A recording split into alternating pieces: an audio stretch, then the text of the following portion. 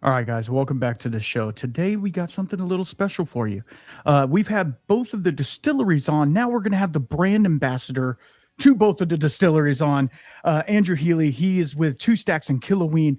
We're going to get into some drams. We're going to talk about the whiskey market that's out there, and we're just going to have a good time, and we're going to talk. But the first thing I wanted to do before we get started, normally it's a cork pop, but today I'm going to do a can open. Let me see if I can do that. I don't know if I've ever done that with a whiskey before. Now, when we talked to Shane over at Two Stacks, he did touch on these dram in a cans. So why don't you hit us back with that, and then we'll get a little bit into your backstory and why you decided to be the smoking gun for this for these brands. Fantastic, Randall. Firstly, Gurv Mahaga, thank you for having me. It's great to be here. I obviously have a bottle of the grain, but I'm going to crack a can like you, and I think we'll raise a glass first before we before we jump into the conversation. So there we go, Sláinte. Sláinte. Oh wow. So yeah, should we talk about the dram on the can right up front? Why not? So it goes back to 2021. You've talked about Shane McCarthy, one of the co-founders at Two Stacks. For those who may not have seen that episode or aren't aware of the background, Two Stacks, an independently owned Irish whiskey company that makes none of its own whiskey. It's an Irish whiskey bonder, and we'll jump into that later. Mm-hmm. Founded in 2020 by very easy to remember the names of the founders, because I'm guessing all of your listeners have heard of the hallucinogen LSD. Yes. Okay, I can't speak for them. I can obviously speak for you and I. L for Liam, S for Shane, and D for Donal, LSD. They're the three gents who founded Two Stacks in 2020. In late 2020, during lockdown, they were together. They were plotting and planning, and they thought, how do we modernize the mini bottle? Now, most folks won't know that the mini bottle was invented in the late 1880s by our friends at Powers Irish Whiskey. Mm-hmm. Invented at the time because Powers was considered the premium Dublin whiskey, was considered a bottle of it was considered more expensive or too expensive for the working man and woman. So the folks at Powers, they were always considered by today's vernacular progressive. They thought, let's make a smaller bottle, and so that the working man and woman can at least enjoy some of our delicious Powers pot still whiskey. That bottle was 71 mils. So that is an old half a gill in old money.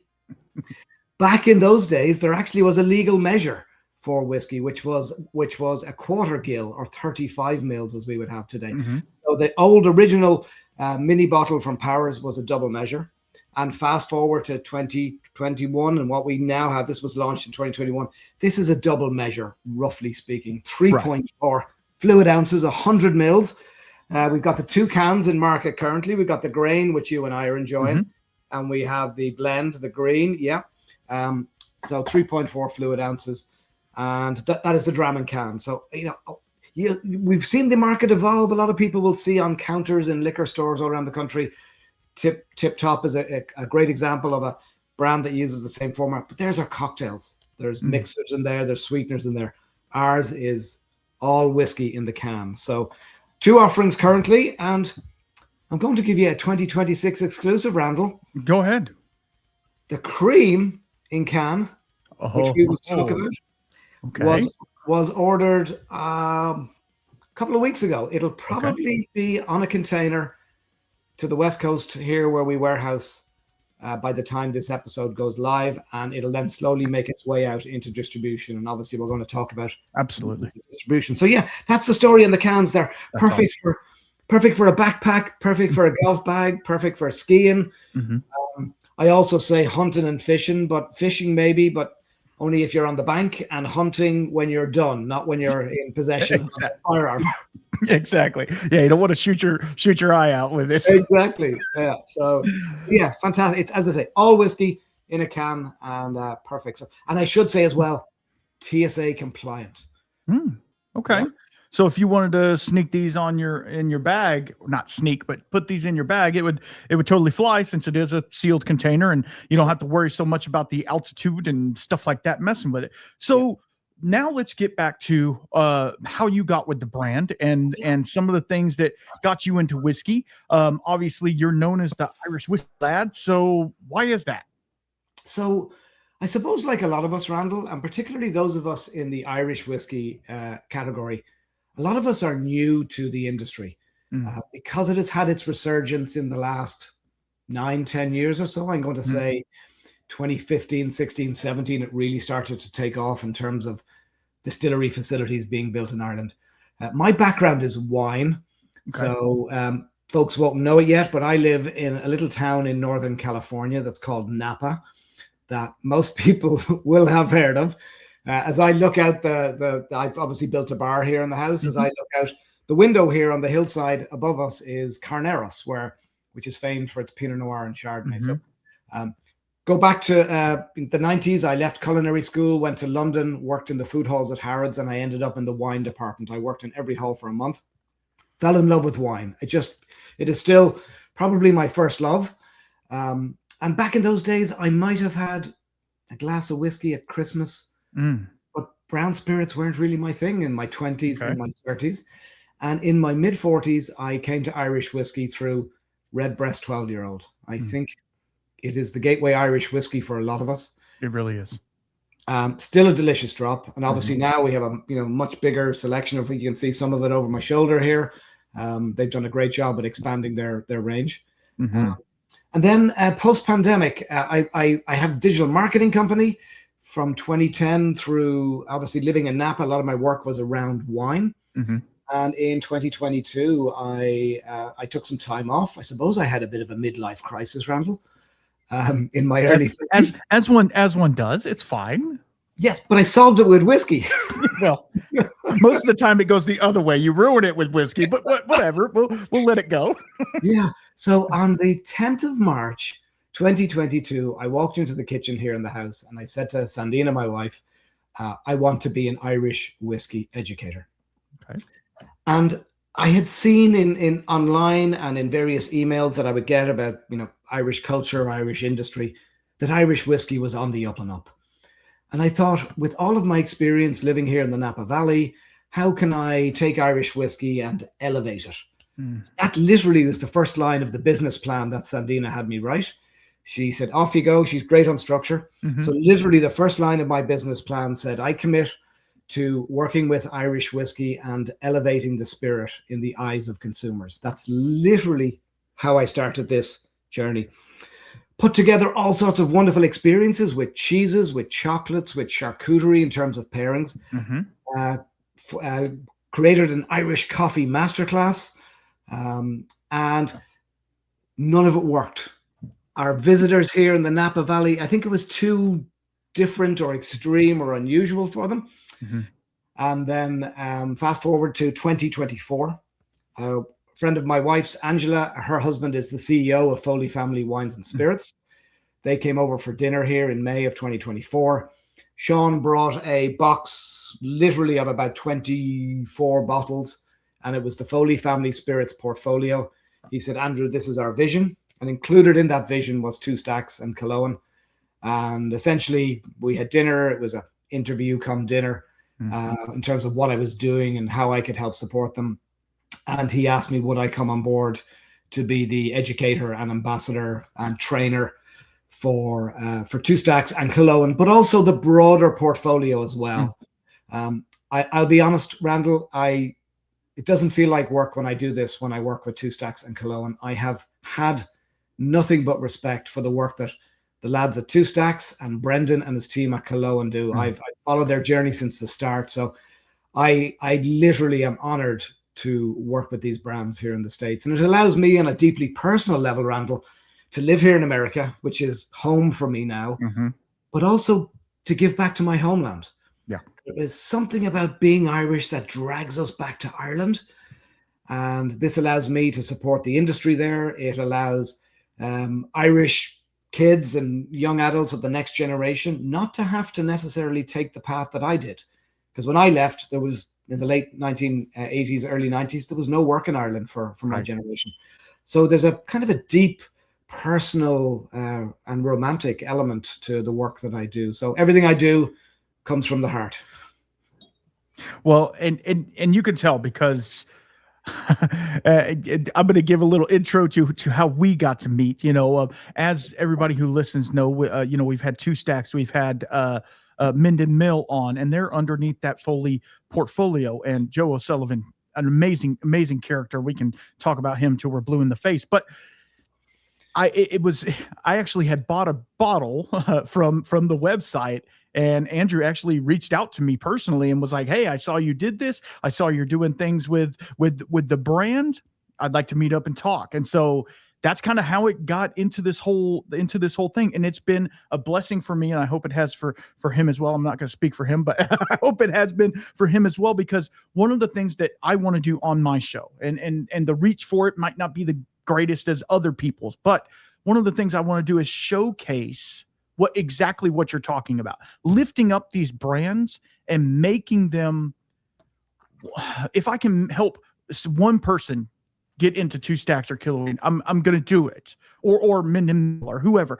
Just because, I mean, especially just talking to Brendan, like I literally, as we're recording this, I released the episode yesterday. So like, it's very fresh on my mind. Like just I'm going to say this, and I might have said it actually on the show as well. Just the rebellious nature of Brendan and how he's doing it the hard way, which is good, good for craft. And so like craft Irish obviously has had a little bit of a resurgence as well, which is really cool. Trying new recipes and doing all these really cool things. And I'm very pleased and honored to just be a small part of what the Foley portfolio has out there.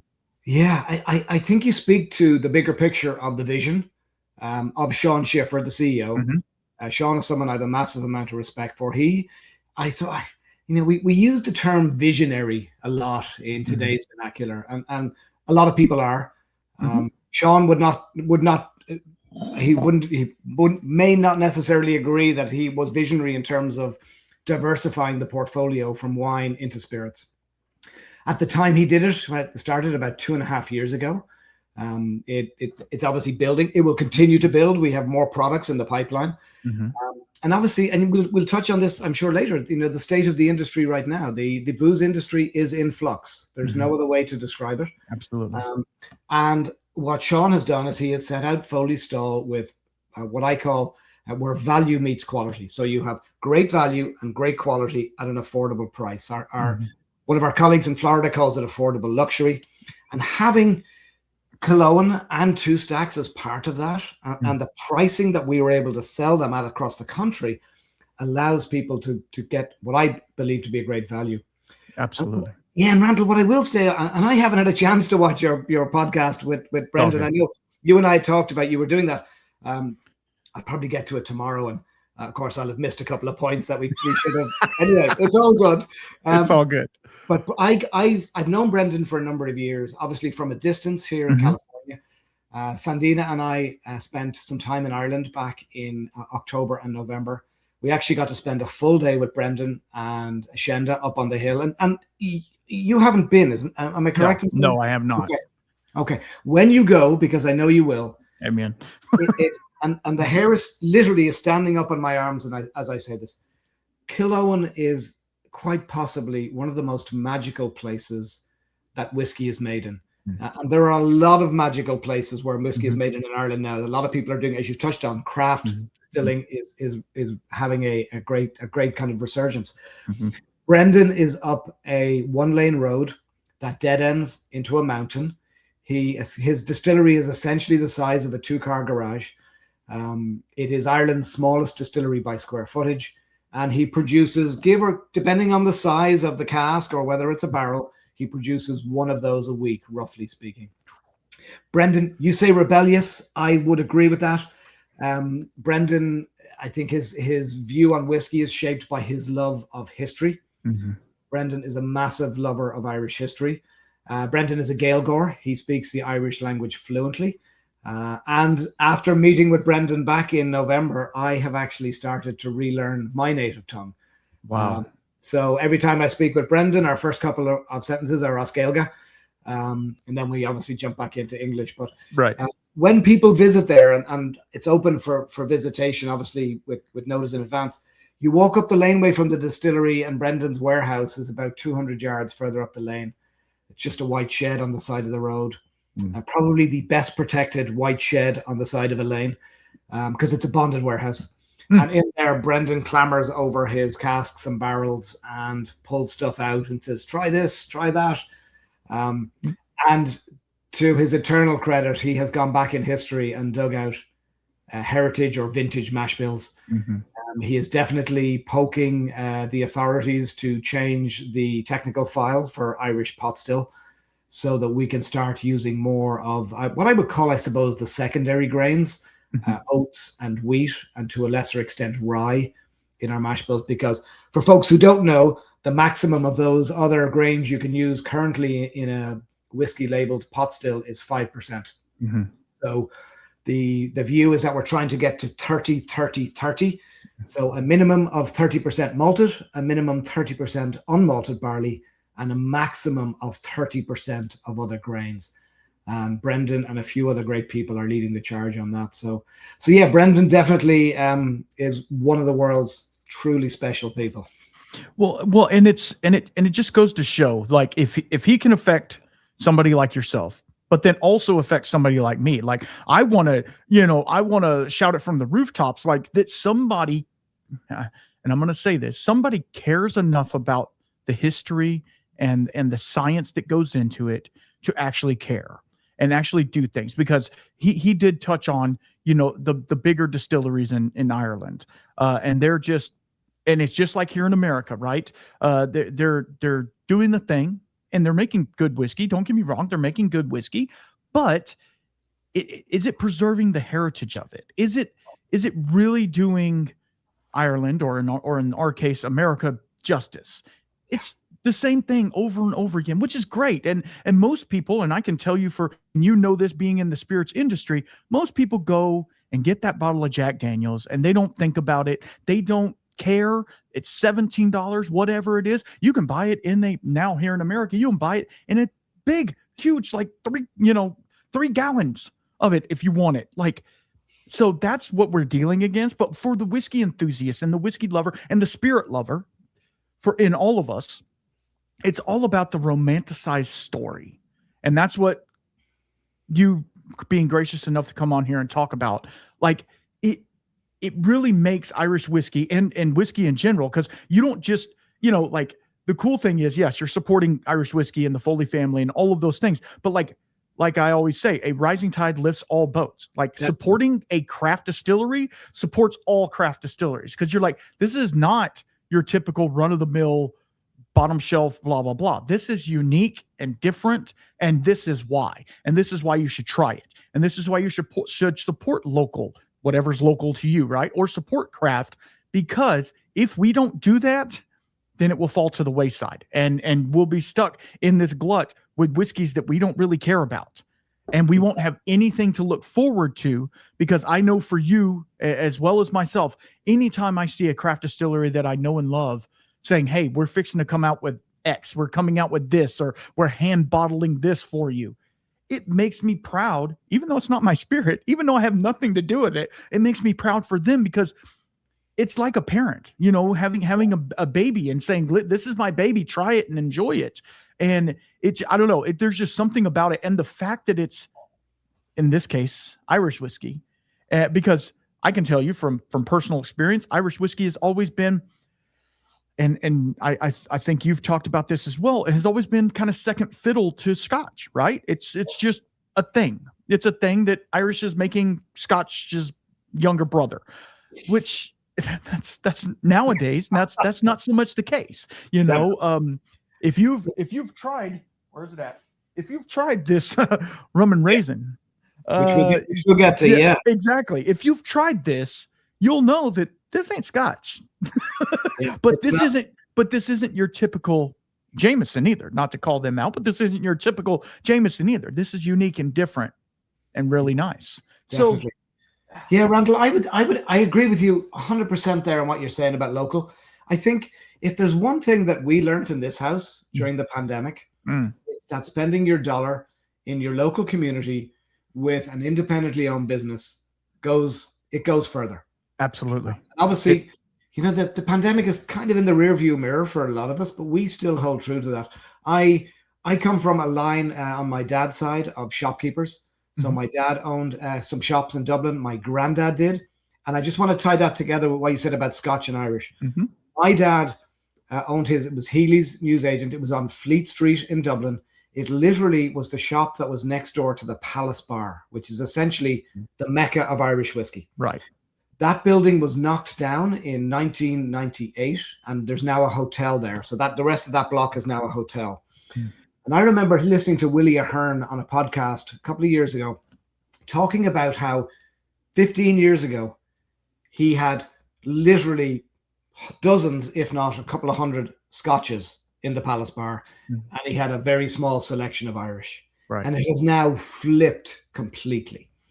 And I haven't been in the Palace for since I was back obviously this year, but didn't make it in. I was there in 2023. They obviously do special bottlings that just for the Palace Bar. They are, if you're an Irish whiskey lover and you're in Dublin and you can only do one stop, you go to the Palace Bar. And Willie Ahern, who now runs it, obviously my father and grandfather knew his family from back in the day. So I never thought that I would kind of come full circle into this as Irish whiskey has, I suppose, boomed, the resurgence. And what I would say is I left college in 90. As I said, I went to London. There was 3 distilleries in Ireland in 1990.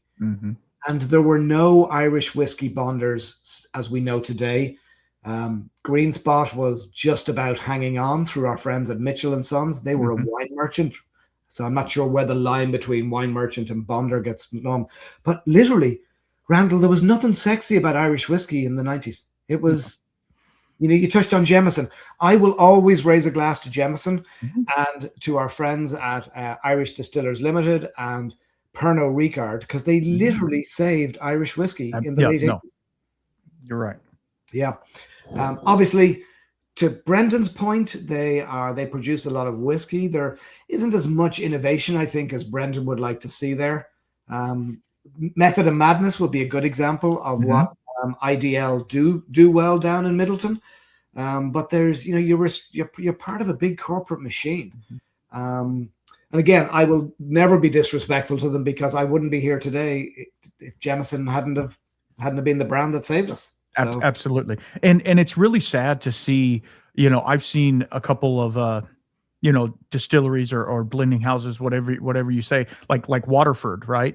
They, but then what was happening, and this is on the consumer side, obviously, it wasn't getting the best reviews, right? It wasn't getting like these accolades upon accolades.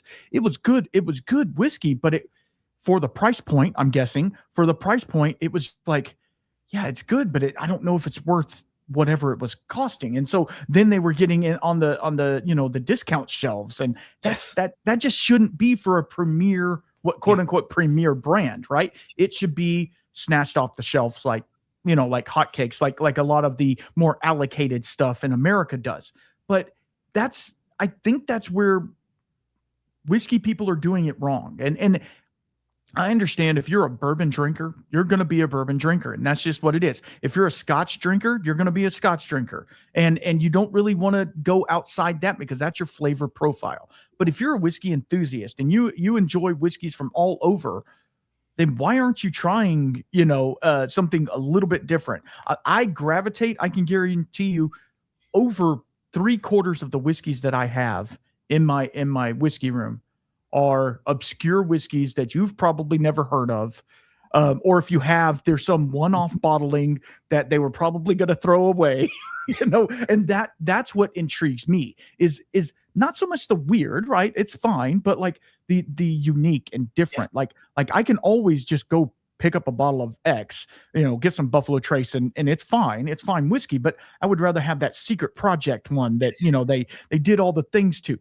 That to me is intriguing. And I feel like that's what's happening with Irish whiskey right now. And because I know Brendan, he talked to a little bit about some of their, like, I guess you would call them their single barrels that they release, which are just pet projects basically. And they release these things, and it's a strange finish, not strange, but it's a different type of finish. It's all of these things to where you can just say, hey, this is a single bottling of this, and you have one right there.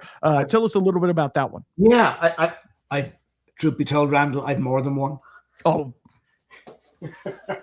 there's a few of them over here. There's perks to being the ambassador, right? Well, you know what's funny? This stuff is so sought after. These aren't freebies. I pay for these. Oh, well. What I do is I pay for them and I set them aside, and then when I visit, I pick them up. So I don't pay the shipping. Absolutely. Yeah, and here's one I haven't opened yet. So we thought this is. So Brendan would have been bottling these in 500 ml bottles. Okay. So this is the Killowen Cult. There is an online following for Killowen, the KULT. This is their exclusive number 2, distilled in August 21. It's a peated style. And essentially it's what Brendan calls his mixed mash bill. So that's his way around the pot still regulations. We all know it's a pot still Irish whiskey, but he can't call it that. This is called Baron Tool, so folks know it's an Irish Gaeilge world. B-A-R-A for the N-T, U for the I-L. Baron Tool, like a chunk of Irish words, doesn't have a direct translation. Right. Baron Tool essentially means higher meaning, and that plays into what Brendan does in terms of telling the truth about Irish whiskey history and honoring that history. So I believe, and then Brendan's now moving to 700 ml bottles, which makes us all very happy. But the price goes up accordingly. Oh, absolutely. This is his Sagaland, Sagaland, and this is an exploration by Brendan into ancient Irish mythology. This is his number 3. Fear Bog, which I believe is the man of the bog. And he actually called it single pot still, so I'm guessing this is compliant. And this was aged in a Killohora Pomo, so that's an apple brandy cask. I haven't opened this one yet, number 3. It's still sealed. And Brendan, as we know, we'll talk about with his rum and raisin, bottles everything at cask strength. So this is bottled at 58.2%, and it's one of 249 bottles. Wow. When Brendan releases those, Randall, they get released online. I'm going to say they sell out within 24 hours or so. Wow. So to the point that you've made there about people doing interesting things, the big boys, what they did at Waterford, and we can touch on Waterford. I think Waterford did some great things, but I think they made some mistakes. Brendan has built this following. Brendan worked his arse, as we would say, off in the early days in 19, 20, 21, 22. Well, obviously, for a year and a half, 2 years, there was COVID. But he would go to every Irish whiskey festival around the country. He would do Belfast Whiskey Week. He would do Dublin Whiskey Live. He would do the Southeast. He would do Cork. And he would do these tastings in pubs, in venues. And he built this following. Brendan has a community that absolutely adores him. And I'm not over egging that. He is loved in Ireland by the whiskey community. So when he does his releases, they sell out because people love his commitment to our history and heritage. That speaks to him as a human, but also to how he has been able to connect with people and to get them to be part of his journey, and essentially to shell out 100 and something pounds, dollars, euro per bottle every time he does a release. Yeah. So no, it just really shows. And I'm going to use a chat GPT word, but it really shows innovation, right? It really shows innovation and doing something a little bit different. And guess what? The people resoundingly say, please, yes, come on, keep coming with them. And that's why they sell out the way they do. And you can see that with different craft distilleries. No matter what they do, people are like, that is super cool. It's weird, but super cool. And I want that. And they fight over it. Now, I would say I'm not one to pay secondary prices. The secondary market is a thing, but I'm not one to pay secondary prices on some bottles of whiskey. But there are some out there where I've been like, you know what? That one I'd pay secondary for. There's a very few bottles that I would pay extra over MSRP for. But and a lot of people are taking advantage of that right now. But that's beside the point. So that kind of goes into, I guess the main, if you want to call it the main meat and taters of the show, is the whiskey market, right? Yeah. And talking about why or how is Irish whiskey, okay, not so much is it going to make it, how is it going to be seen in the market with all of these huge juggernauts, even Irish whiskey big companies like we're talking about Jameson and Powers and all of those, they pale in comparison to, say, Macallan or Buffalo Trace or Jim Beam, something like that. Even some Japanese whiskeys are huge right now. How is Irish whiskey, and if you can't talk on this, I understand, how is Irish whiskey combating that, and how are they getting out there and saying, hey, we're over here too? Yeah, it's a fascinating question, Randall, because you and I, we live in our whiskey bubble. Mm-hmm. This is, I know you have a day job, which helps you pay for your habit. Don't say that. My wife will think things. But you and I live in this bubble along with, I don't know, a few thousand of us, right, who will buy from Brendan, who will buy the unique releases from Two Stacks, etc., etc. That's we are the, I suppose, the 1%ers. And so folks should know kind of a little bit more about my role and what I actually do. So obviously at home, we're recording this on a weekend. I am basically, it's what I call a turnaround weekend. So I'm at home. I came back early yesterday morning from Southern California and Colorado last week. And I'd just been, literally before we jumped on, I just had a phone call from the team in the Mid-Atlantic. I'd just been called off 2 days in New Jersey because when folks see this, it'll be past tense. Yeah. But there is a massive storm coming in, blizzard warnings. So I am now going to instead fly on Wednesday to Washington, D.C. and pick up the schedule there. New York for the weekend, work New York next Monday, Tuesday, and then I will be down in Florida afterwards. So that's my role. And when I do that work in market, I do everything, Randall. So I do the sales calls with the Foley team or the distributors. I do, we call them happy hours or meet and greets or lunch and learns with distributor sales teams. Some of these are casual, some of these are more formal. I was with Shane in Florida a couple of weeks back, and we did what's called a GSM, a general sales meeting. We filled a room with the Tampa St. Pete's team, and we made some Belfast coffees, and you'll eventually see this video, but we had them shaking their cream as I sang in Dublin's Fair City, where the girls are so pretty. So, but I'm also planning the Sunday before St. Patrick's, I'm in Las Vegas to do a whiskey dinner at an account that's very important to us. So I run the gamut in terms of what we do. And so that allows me literally to see the whiskey market across this country. So since the start of the year, I have been in Nevada, Florida, Georgia, Texas, Colorado, Phoenix in Arizona, and Southern California, and obviously my own backyard here in NorCal. So I've been in 8 or 9 states. Indianapolis, let's add that one in there too. Wow. So to your point, sorry, that's a long way to kind of. It's fine. The booze industry, generally speaking, that includes beer, wines, and spirits, is in a state of, I think I would use the term flux right now. Sales are down, generally speaking, across the market. There are anomalies in certain categories and in certain states, but generally speaking, sales are down.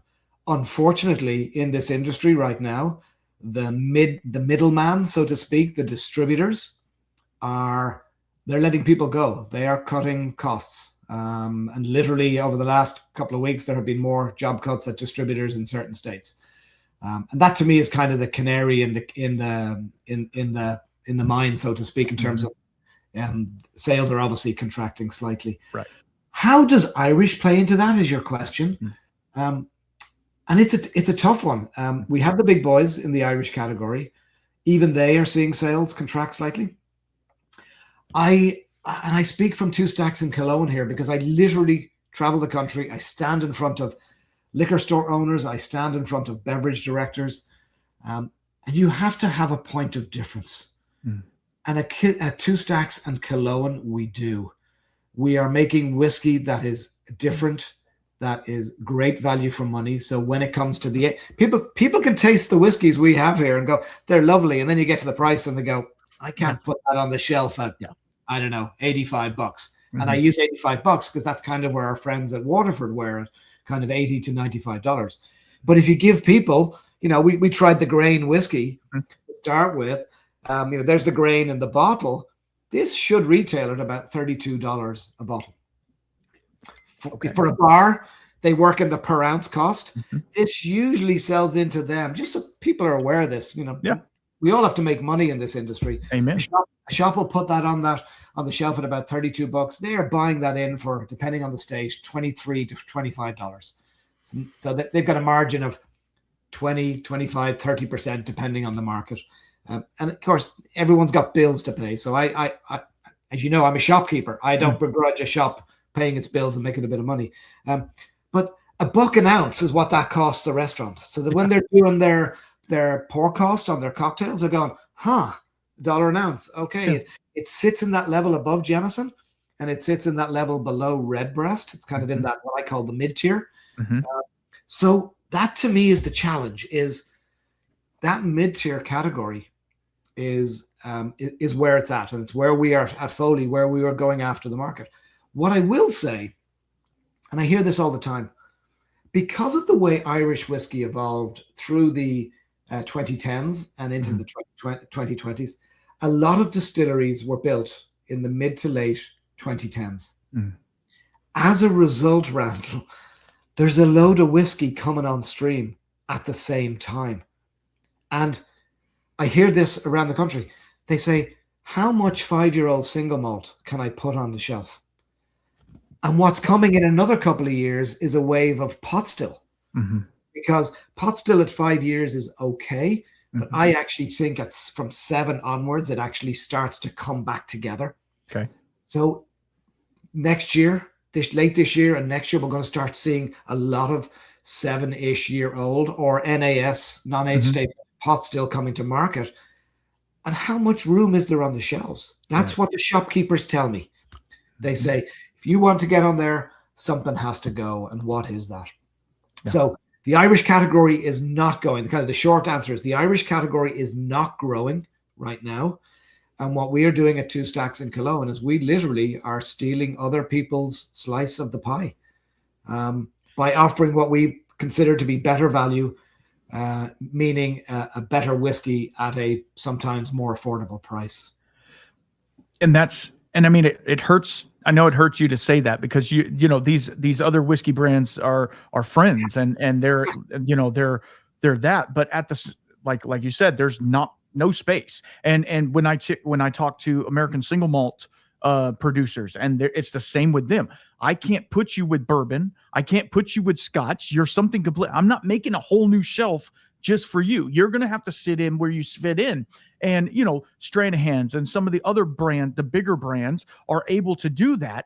It's the mom and pop, not the bigger chain like your Total Wine or something like that, but it's the mom and pop that are actually taking some of these American single malts and saying, hey, this is new and different. And it's the same with the Irish. I see all the time at my local store, I'll see your basic Irish, but then I'll see one that's a little bit different. And I'm like, what is that? And then come to find out it's a, NDP or something like that. It is, bottling some stuff or whatever. And they're not very transparent about it or whatever, but I won't names, but you get where I'm going. So yes. It's one of those things where like, okay, we don't have enough shelf space. You can't make a bigger liquor store. So it's like, we got to work within these parameters, and not everybody's into whiskey. So you have to understand that, like, if we push another rack of whiskey out, the beer has to go that way. The wine has to go that way. Somebody's going to lose. And unfortunately, everybody cares about the bottom line. How much does it cost me? And is it better? Is it better than what I have to dump? Because if I got to dump whatever brand X over here and they're selling me for $20, yours is $5 more, but you say it's better. Is it really that much better? And that's where your job comes in, is getting liquid to lips, as we say, getting the liquid to lips and getting these bar owners and restaurants and liquor stores and bottle shops to actually taste the whiskey. Because it's once you taste the whiskey, you realize oh, this is something special. I can tell you to sell these dram in cans at your store all day long, but until you try what's inside the glass, inside the bottle, it's not going to matter. Just because you have a cool marketing scheme or you have a fancy can, they're not going to care. They want to know, is it any good? Okay, yeah, you can sell these for $5 a pop. Great. That's awesome. But they're going to take now, they're not taking shelf space, they're taking counter space up, which is even more precious because Fireball, as we well know, Fireball has that under wraps. All the guys coming home from work, grab a sleeve of Fireballs and head to the house. So it's trying to change the focus of a whiskey drinker. And that's difficult sometimes. Yeah. And Randall, you're making some great points. And again, I agree with you completely. The other thing to add to this is the Irish own Q1 in terms of booze sales. And that's not true. That's just kind of me, broadly speaking, saying that. Agave Spirits own Q2 as we run into Cinco de Mayo. The summer's a little bit of a, kind of a free-for-all. But American whiskey sales do well in the summer because of July 4th. And Q4 is kind of the one that's really up for grabs. Obviously for us, and we'll talk Irish Cream at some stage. Irish Cream starts to sell really well in Q4 into the holidays. And then obviously we have the run into St. Patrick's. So Irish Cream actually has a kind of a 6-month runway, which is great. So that's one of the reasons why I had that long list of bonkers travel that I've been doing, because this is the time when beverage directors, lead bartenders, and liquor store owners are actually thinking and talking about Irish whiskey. Absolutely. Now, as I just said a few minutes ago, it's the nightmare time of year to travel this wonderful country. I was cancelled 3 weeks ago. I was meant to go to Illinois and then Indianapolis. Well, that big storm came through, so I ended up flying on Wednesday to Indianapolis. So I missed 2 days in Chicago. I'm now about to miss a 2-day blitz in New Jersey. So that's kind of the problem with where St. Patrick's Day is located in the calendar, is we have this window.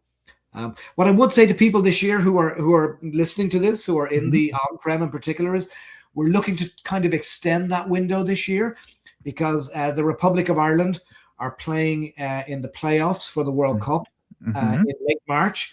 So we're hoping that all those shamrocks and tricolors that are hung for St. Patrick's will stay up for a couple more weeks. Absolutely. And we have, thinking about the quarter, we have Irish Coffee Day at the end of January. That's a way to, obviously help sell Irish whiskey. We have named the 3rd of March 3-3 as Irish Whiskey Day. Okay. So we're kind of trying to do our bit to help sales. But my point here really, Randall, is Q1 is when you actually get the attention of the decision makers and the gatekeepers. And the amount of times that I go into a meeting with, whether it's with the Foley team or with the distributor team, and they go, your timing is perfect. I'm looking to redo my cocktail list for March. Or in Georgia 3 weeks ago, this lovely shop that we were in, he said, I need to reset my Irish set on the shelves. And we literally spent 20 minutes moving stuff around, and we re-merchandised it for him. Obviously, 2 stacks in Killowen. Well, Killowen's not in Georgia yet. But it'll happen. But we reset it. And obviously 2 stacks got a nice shout out in that. But this is the time of year where they're actually listening about Irish whiskey. And that's why a lot of us, my fellow brand ambassadors and salespeople are coming over from Ireland. Those who live here we're all putting in the miles this quarter. Right. And one of the things, and this is a great segue to my next dram. One of the things that you're doing at 2 Stacks and at Killowen is you're doing finishing. And one of the ones that I purchased was the apricot brandy, but this one's coming in at cask strength, which is going to give you so much a difference in flavor profile. So if you don't like the basic run-of-the-mill Irish whiskey, this is going to turn it on its head, because not only is it cask strength at 63.3%, like it's not playing around, but it's also apricot brandy finish. So it's a different type of finish, but also this has that 2% peated malt in it as well, like your signature blend. So it does have a little smoke, and the I can tell you, I've sampled this out to quite a few people, but You I've dipped into this bottle, and I can just tell you it's a pretty amazing dram. But also what that does is that opens up, like you're saying, with the bartenders and stuff, they can create a cocktail around this whiskey and bring out the fruit notes, bring out the smoke, bring out all of those things. And if you have these special offerings to say, hey, we just came out with this, try it, see if you like it, that only makes that only supports Irish whiskey even more. Definitely. And I think kind of aging and finishing, just to give people a bit of history here on kind of how it's come to be with Irish whiskey.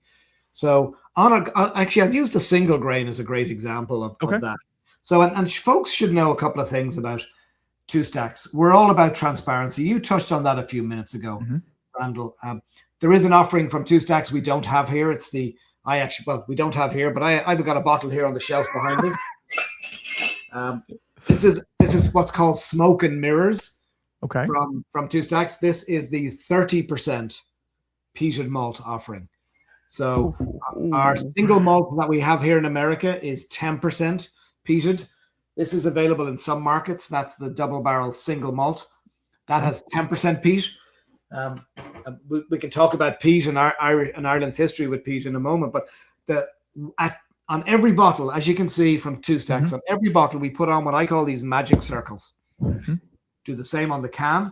Yeah, there you go. And we literally are doing our best to be as transparent as we can about what's in the bottle. When you and I go to the supermarket, we pick up a pack, we turn it around or turn it to the side, and we read the ingredients. We read the nutritional information, and we just that's why this is called Smoke and Mirrors. There's been so much smoke and mirrors, absolutely, in whiskey, but also in Irish whiskey. And I always use, when I'm in a liquor store, I use the example of the Bardstown Bourbon Company, the folks with the long rectangle bottle. You turn that sideways. They actually let you know their mash bills. I love it. I just love that. Yep. So, aging and finishing.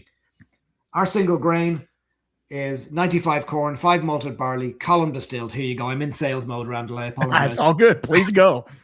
We column distill it. We tell you that on the bottle. And then we split it it goes into 50% ex-bourbon, 50% ex-Oloroso sherry. So now we're into aging, finishing, why those vessels, why do we use those? Up until the 1950s or so, most Irish whiskey was aged in ex-fortified wine casks. So back in those days, a wine merchant in Dublin, Cork, Belfast, Galway, Limerick, etc. would bring in port, sherry, Madeira, Marsala into their cellars in the cask, and they would bottle it there. And then they had these beautiful empty oak containers. Well, in Ireland, we sent them down to the distillery, and that's what our whiskey was aged in. That brought richness and texture to the whiskey. In the late 1950s, again, we touched on Powers with the Mini, but our friends at Powers, I said they were always considered by today's vernacular progressive. They started using ex-bourbon barrels in the aging of Irish whiskey in the late 1950s. In 1964, the Bourbon Act was passed, codifying the single use of barrels in bourbon and rye production one time. So we now use ex-bourbon for the majority of our Irish whiskey aging because they're just bourbon and rye take that kind of I call it that assertive edge off that virgin oak. They've still got flavor to give. Absolutely. So that's why we talk about our aging / finishing in here. But to take that one step further, this is finished. So this is a finished whiskey. So on the back of this, again, transparency to the fore. And people will notice, I should call this out, Randall, people will notice different bottle types here. I should address that. There's the blend, the standard blend, the signature blend, and then we have what you and I are talking about now. We're onto the yummy stuff. We're onto the cast strength. You can see different bottles, different labeling. The old one, we call this the old inventory, 750 mil. So a little bit of extra value for your money. New is 700 mil. And folks are going to start seeing a lot of 700 mils coming from Europe. The cynics of us in the industry believe that eventually American whiskey is going to go 700 mil. I've heard that as well. And to me, that's just wrong on every level. For folks who don't know, the reason American whiskies are bottled in 750 mils is a law was passed in 79, enacted in 1980. 750 mil is as close to a fifth as you're going to get. A fifth is 757 mils. So that just made it easier in terms of, and that's been around since 1980. So I really hope America doesn't change to 700 mils. But I think us consumers are going to be shortchanged. But Europe has been at 700 mils since the early 1990s. And that goes back to my days in retail in London. So so that is a little bit of extra value for you right now, the cask strength. And Randall, you've already addressed the fact that you went and bought this online after watching Stacey, Four Leaf Whiskies podcast. I was on there in December. And this is available on the website here in the US. So I'm guessing you'll share a link, but we'll call Absolutely. it. Yeah, 2stackswhiskeyus.com. So 2stackswhiskeyus, all one.com. E-com site. We fulfill out of San Diego, and we fulfill to 48 states. So if any of your listeners or viewers are in Utah or South Dakota, I apologize. Everyone else is good to go. Yeah. So that's another thing when you're talking about getting liquid on lips is the distribution of it, right? Because if you can't get to that state for whatever reason it is, be it laws, be it, there's some counties, even here in Texas, that are still under prohibition. They're dry counties, and you just can't have liquor. You got to go to the next county over. There's 100 liquor stores over there. You can go over there. It's strange that, the US is like that, but at the same time, if you can't get it, I'm sure you can find some, and fulfillment, you can only do as much as you can with it, right? Being in 48 states is a huge deal because that means 95% of the people are going to be able to pick up a bottle if they want a bottle. And that to me is a big deal. Yes, there's a couple, if you can't, and if you're listening to this show and you're in one of those states, hit me up. I'll see what I can do. I can hand deliver something to you if need be. And that's what's great about and we can talk about this because I know you know this as well. The community of whiskey lovers is huge. And again, like me supporting Two Stacks and Killowen and all of these brands only makes it easier for you guys to get product out on the shelf. And in turn, it helps me as well. So it's a symbiotic relationship that we're creating here, which is so cool. And when the whiskey or the liquid that's in the glass showcases something a little bit special, I don't know, it just makes that relationship that much better. Definitely. And I would just clarify there, Randall, if I could, we're able to ship to 48 states from San Diego. Right. We are in actual distribution. We are in, the numbers are always a bit gray. We're in about 34, 35 for Two Stacks. We're in about 18 for Killowen. And then Killowen's Pochine, which you and I, have a love of, which is Brendan's Ancient White Spirit. We'll talk about that in a sec. Yep. That is in about 12 or 13 states. Okay. But if you were in one of those states where it isn't, you can jump onto, as I said, 2stackswhiskeyus.com and you can get that. I'll also send you a link, Randall, afterwards, so you can drop it in the show notes. Okay. I have a page on my website where I do my best to keep up with the distribution state by state. It is an eternal challenge, I'm sure. And I'll give you one example of why that's the case. So again, I've listed some of the states that I've traveled to. Some of those are control states. Some of those are franchise states, and some of those are free market states. Mm-hmm. So to your point, it's state by state. It is sometimes county by county. I'll be honest, it's a nightmare. It's an absolute nightmare. Sure. Because it all goes back to prohibition. It's that kind of, excuse the pun, it's the hangover from prohibition. But it is. And we, bizarrely enough, have all sorts of quirky rules and regulations state by state. So when I travel to a new state and I get in the car with whoever I'm working with, I have 5 questions for them. And it's about pricing. It's about how we are allowed to support accounts. Because in some states you can give free goods. In some states you can't. In some states, those free goods can be booze.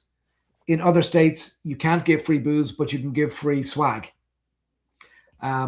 There are different discount levels in some states. If you buy from anything from the distributor and you get to a certain number of cases, you get a family plan. But I know that within Colorado, for example, all of the Foley portfolio, both wine and spirits, qualifies for a certain better price. Wow.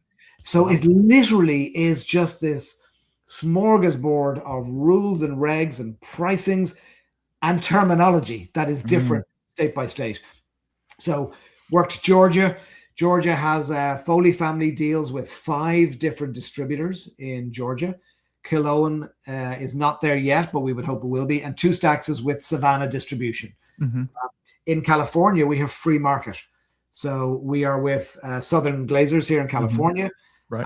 And so it's state by state. And that's why people like me go on the road to foster those relationships with the distributor teams.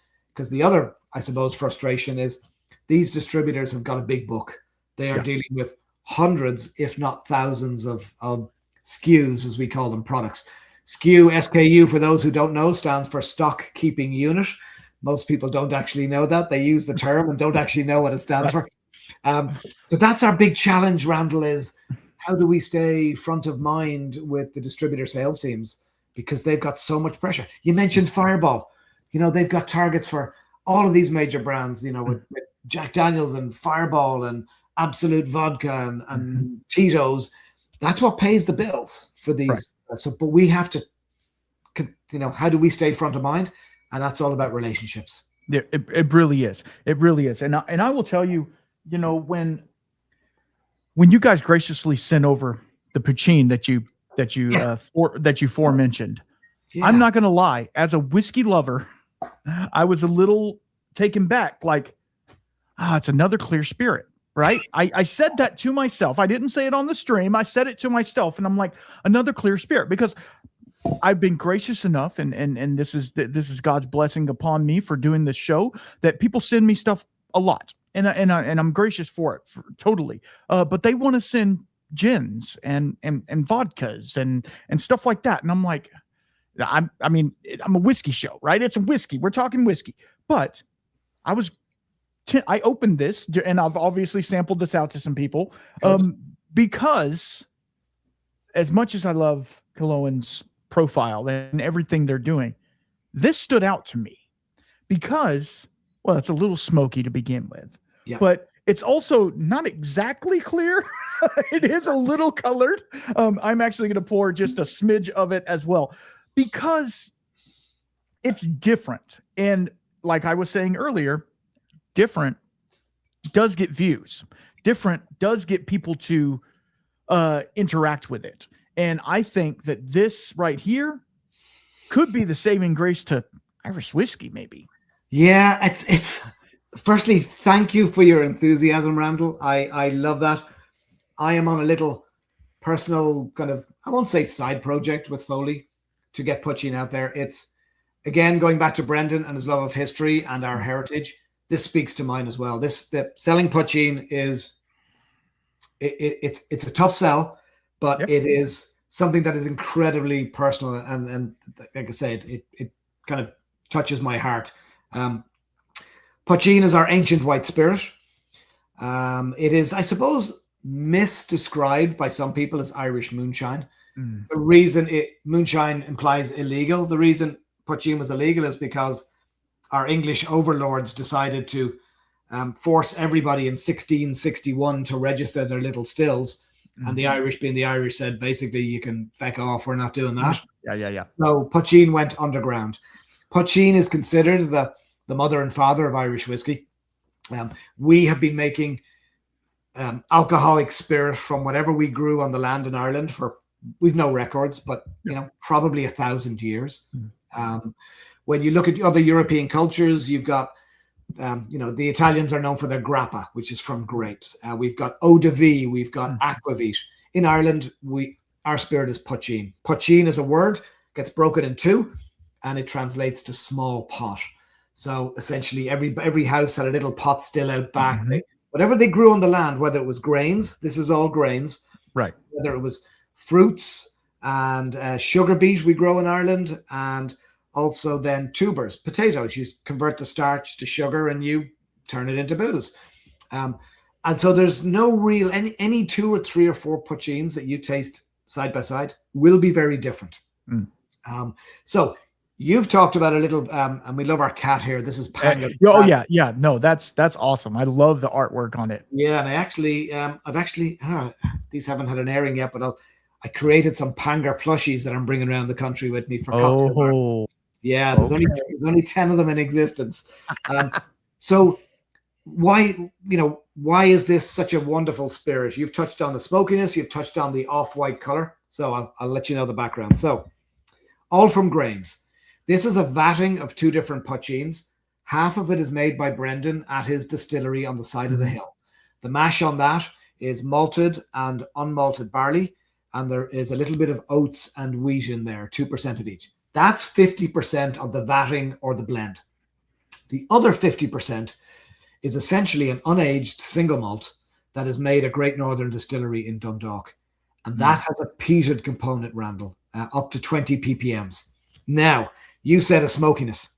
So I described this. Now, I was in, goodness, we're doing this we're recording this on a Sunday. So obviously when it's released in a couple of weeks, my last call on Friday in Los Angeles at 8:10, by the way, and that's PM, because when I work with the Southern California team, we go late and I love it. Yeah. Sat at a bar with the owner, and I said to him, think of cachaça, mezcal, and agricole rum went out for some Friday night shenanigans.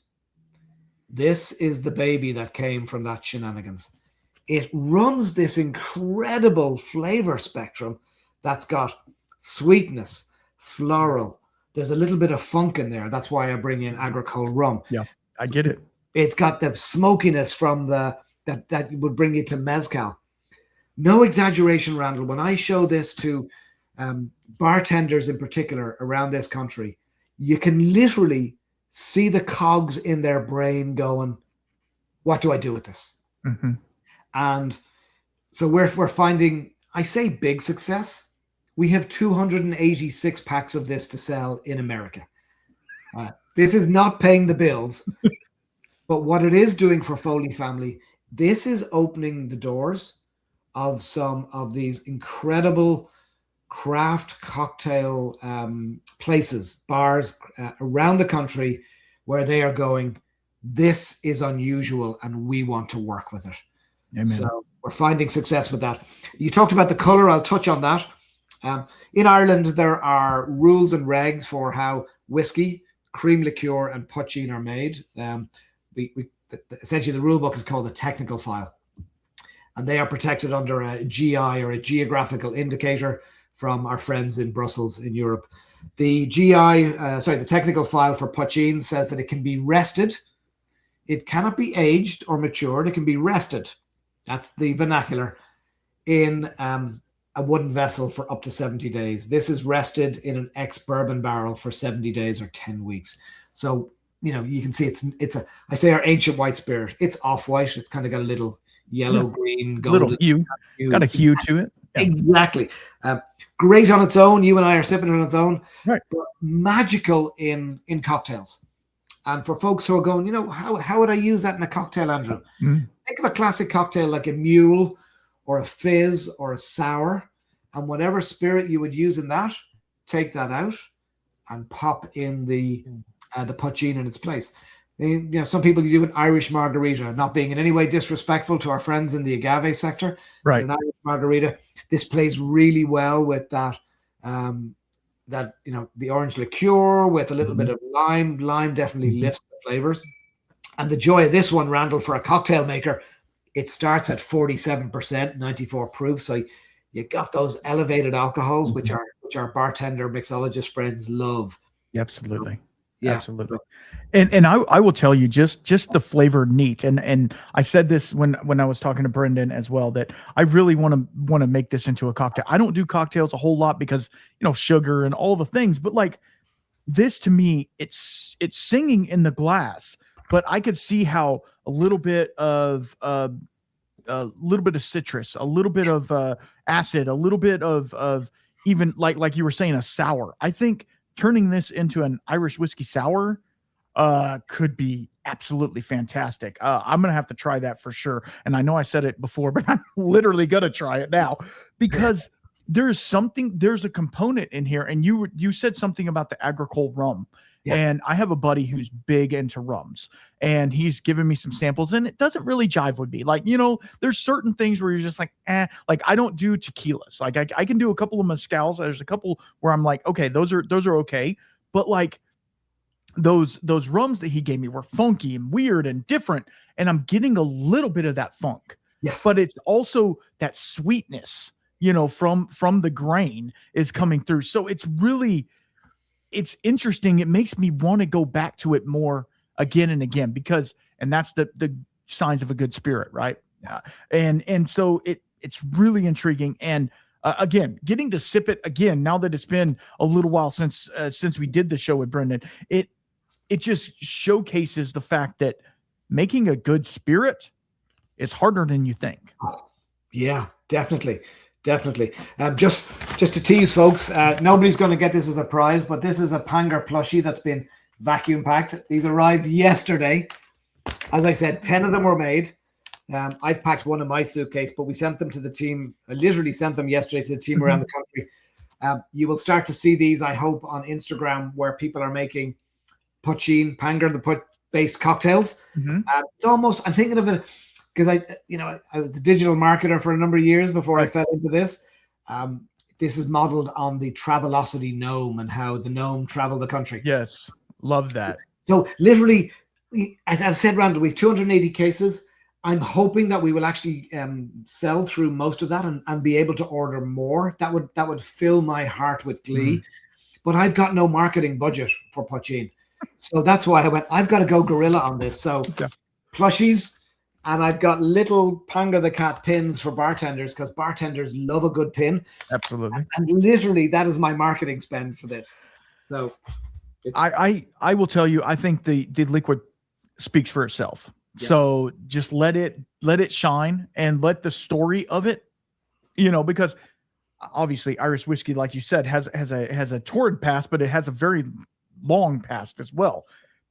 And recreating that and keeping it alive, because I know it's near and dear to your heart, and it's near and dear to mine, because when history is lost because we don't talk about it, right? It's when we don't talk about things, and I feel like this is happening in the world right now. We don't want to talk about that. We're not talking about that. We're not dealing with that. History is there for a reason, and we need to talk about, hey, this happened. Yeah, it sucked, but like this happened, and because of that, we came out of it, and now we have this great spirit that we're able to drink together. And so like I feel like us pushing history aside, and I will tell you, I'll be the first to say, when I was in school, history, not my greatest suit, right? Me too, Randall. It's like I could care less. Now, science, I was all about science. I wanted to mix the things together and have it blow up and do all the things. But history, I was like, it's old people that are dead. I don't care. But now that I'm a father, and I'm thinking about my lineage, right? And I'm thinking about, how is my name, which a name is just a name, right? But how is my name? How are my children going to go forth and do me proud? We'll just say that, do me proud. But it's the same with whiskey. And then once I became a whiskey enthusiast, I realized that the backstory and the story, like you and I are having right now, is way more important than what's in this glass. Yeah. It really has to do with the relationships. And Brendan said it best when I talked to him. It's about people and place. Yes. Yeah. And I think I've taken a lot from my time and my conversations with Brendan. For me, I agree with you again completely about your philosophy there on history. I hated history in school. Unlike you, I wasn't great at science. I loved business. So I did what we call business organization and accounting. That was my thing. But for me, Ireland has evolved since I left. So I'm born in 70, finished college in 90, left the country. I've been back a couple of times. And I read this was it last year? Two years ago, during the last Summer Olympics. The Irish Olympic team that won the most medals that had ever been won by an Irish Olympic team in history. We won 8 medals. And I read a long piece about why that was the case. This team was the best prepared, but it also had a mindset that had never been seen before in an Irish Olympic team. Because they were a number of generations from when Ireland got its independence. That generation, so the guys and girls in their late teens and early 20s now in Ireland, have cast off the shackles of English occupation. Now, I'm not going to get into, the North is still the North and the Republic is still the Republic, but, I'm born in 70. My parents were born in 47 and 50. We never really suffered with the Troubles in Dublin, but, there were a number of bombings. It was only ever 60 miles away. Right. But I remember all that. I remember being in Belfast in the 80s and going through British Army checkpoints, etc., etc. Those days are pretty much behind us for the most part. Right. So Ireland's mindset has changed right now. There is, from everything I read, because obviously I don't live there, right, there is a movement in Ireland to reclaim part of our history, to reclaim our language. And so what you just touched on with that, with poitín, is this is a huge part of our history that we pretty much lost it. There was illicit spirit made all the time. Every Irish family can tell you where they used to store it in the kitchen. I talked with mum and dad about this 2 weeks ago. And we had a laugh, and they said, "Yeah, we're not telling you who used to get that for it, but we all knew somebody who could get some poitín." I'll be honest, Randall, most of it was firewater. It was not great. You were hoping that there wasn't too much methanol in there. Now we have people like Brendan and probably about 8 or 10 other poitín makers in Ireland, really, really flying the flag, using local ingredients for poitín. And it's, to your point, it's part of this, I suppose, cultural reawakening in Ireland. Right. Shane told me a couple of weeks ago the enrollment in Irish language classes in Queen's University in Belfast is up 260%. Man. Lots of reasons for that. As I've said, I am starting to relearn our language. Once I'm done with all this mad travel, I will be joining a weekly Irish conversation class online. And it's part of, reclaiming what was ours. As Brendan will tell you, the English tried to take it away from us. They banned our native language. So yeah, I think poitín plays squarely into that whole narrative. It really does. And it's very similar, and not to make it similar, but it's very similar to the moonshiners of America, right? Yes, they weren't making the greatest stuff sometimes, but it was about their heritage. And it was about, like we talked about before, that rebellious nature of like, you're not going to tell me what to do. Yes. I do my thing. Let me make liquor the way I want to make it. Right. And they only had to do it under the cover of night because the tax man would come and get them and stuff like that. But it's very similar. These things are very similar. And now moonshine and poitín as well, they have this kind of stigma of being like that gut rot bathtub gin type stuff. And it's not. I can tell you, I have tried some moonshines from distilleries that are releasing moonshines, not the ones in the mason jars or anything like that that's flavored like blackberries or something like that. Not those, but I'm saying some white spirit from distilleries that are producing really good whiskeys.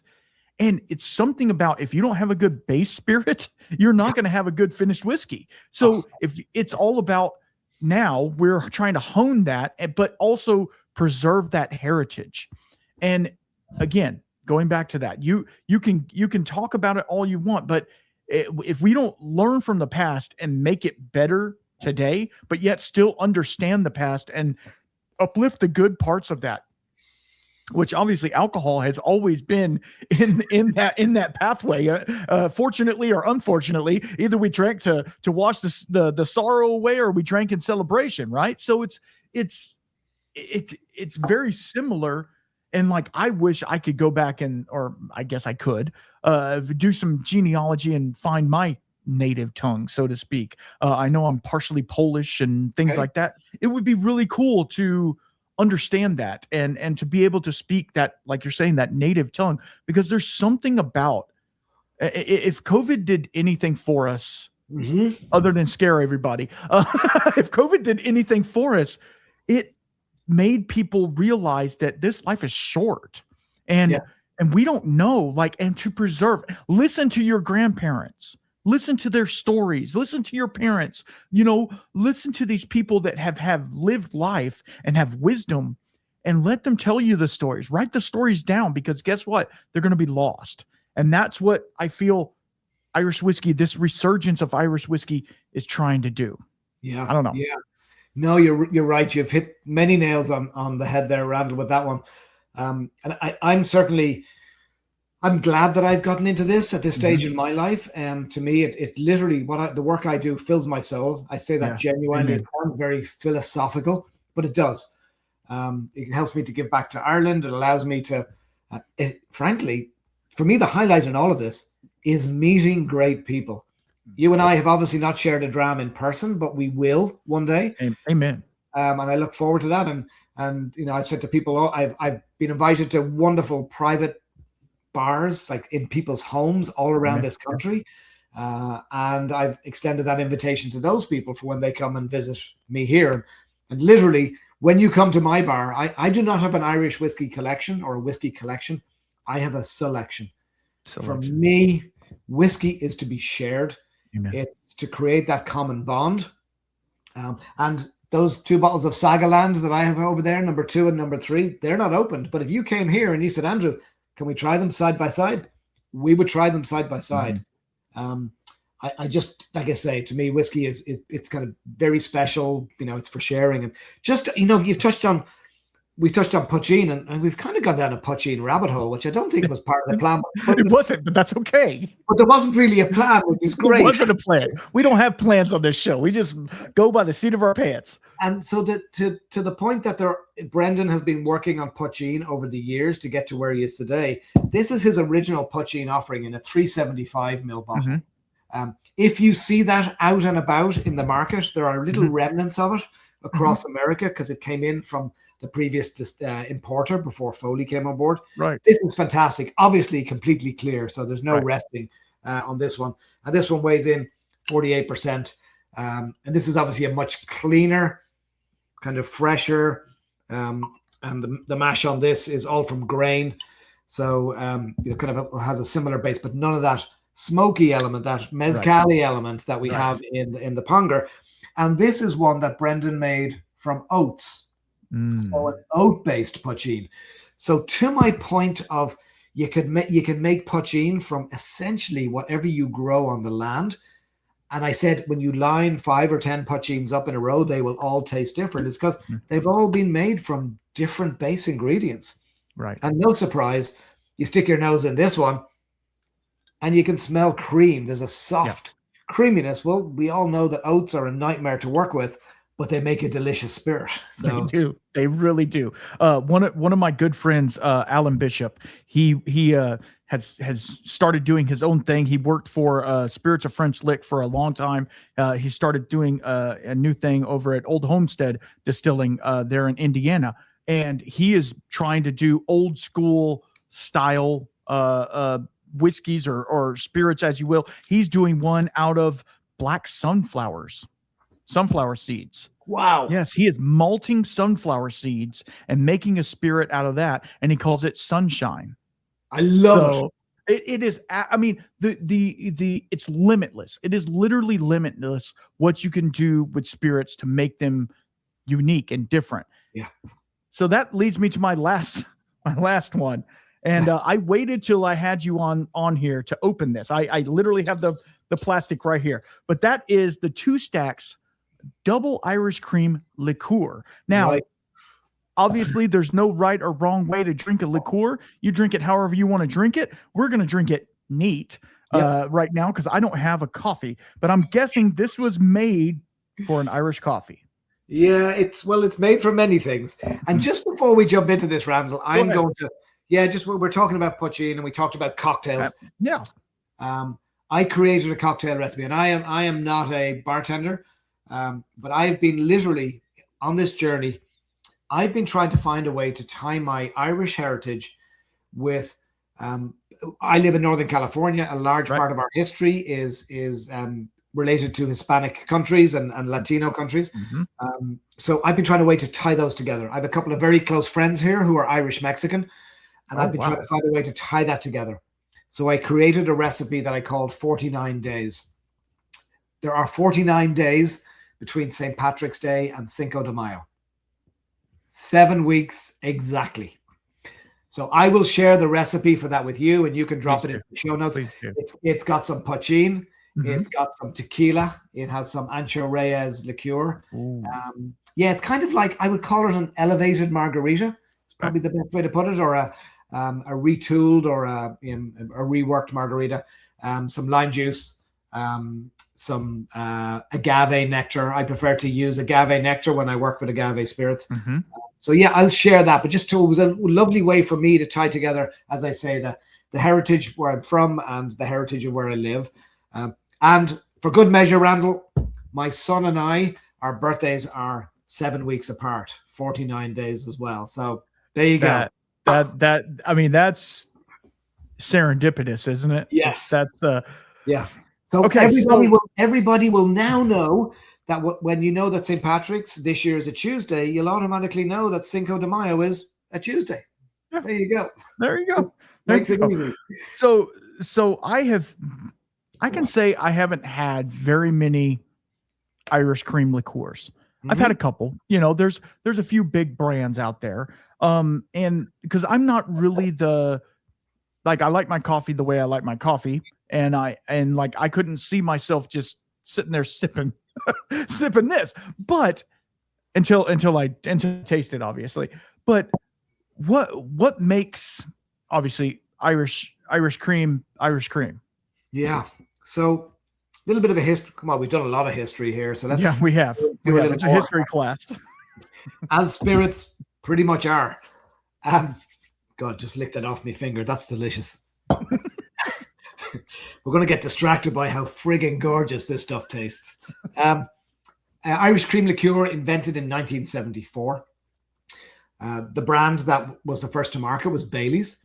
And it's interesting because so often I in my marketing days and brand building days back in the day, they would be known as a first market entrant. And often it's not actually the first market entrant that makes a category. It's often the second and third ones. But so in many ways, Bailey's is an anomaly in that it was the original brand, and it is obviously the global #1 brand in Irish. The story goes that in the early to mid 70s, there was actually an oversupply of two things in Ireland. A lot of the old distilleries had been closing down, and there was a load of old whiskey around, and nobody knew what to do with it. I don't necessarily know if that's true or not, but that's what I've read. Second one was, and this is true, in the early to mid 70s, we were starting to get into the first real diet fad or trend, which was low fat. And dairy was the one that everyone went low fat. So there was a lot of byproduct in the dairy industry that wasn't being used. So Grand Metropolitan, who no longer exist, they were part of an entity called IDV, International Distillers and Vintners, had a development team basically say, whiskey, cream, let's put it together. And they came up with a number of recipes back in the early days that were apparently shocking. Then they started adding chocolate, vanilla, caramel, sugar, and then they had to make it shelf stable. Right. And that's where cream liqueur was born. The pieces I've read say that it wasn't an immediate success. It didn't really take off. And it was named after, the name Bailey's comes from a restaurant, a bistro in Soho in London that was below the offices of the team that were developing this. That's where the name came from. Bailey's Bistro was where they used to go for lunch. So it was only in the 1980s that Bailey's boomed. So meet any cocktail bartender or beverage director who knows their cocktail history. They never talk about the 1980s. It was dark times for cocktails. They were all sugar bombs. They were all color bombs. But that's when Bailey's boomed, because everything was sweet in the 1980s. Mm-hmm. I was also a teenager in the 1980s, Randall, and I remember raiding mum and dad's drinks cabinet And what we have in our glass today is what Irish cream liqueur tasted like 40 years ago. It was whiskey forward. It was rich.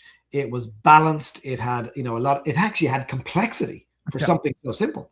Now, the big brands have gone away, in my opinion, from our Irish cream roots.